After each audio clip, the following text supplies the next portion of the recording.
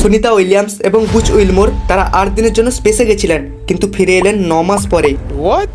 হ্যাঁ, ঠিক শুনছেন, ওনারা 8 দিনের জন্য গিয়েছিলেন, কিন্তু কি কারণে তাদের 8 দিনের যাত্রা হয়ে যায় 9 মাসের, এবং কে তাদের পৃথিবীতে ফিরিয়ে আনতে সাহায্য করলো, চলুন জানা যাক।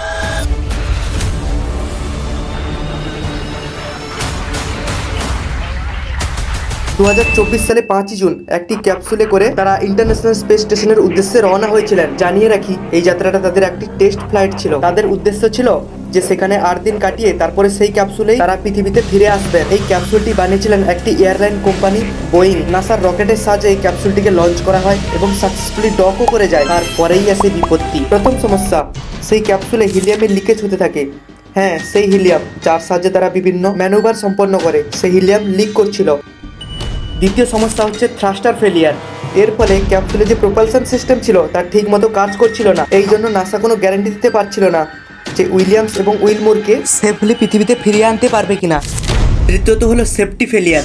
এর ফলে নাসা সেফটি অ্যাসিওর করতে পারছিল না, তাই তাদের পৃথিবীতে ফিরতে এত দেরি হয়ে গেল। এছাড়া ক্যাপসুলটাকে কেন জলে ল্যান্ড করানো হলো, যদি ভিডিও দেখতে চান তাহলে চ্যানেলটিকে সাবস্ক্রাইব করে রাখুন।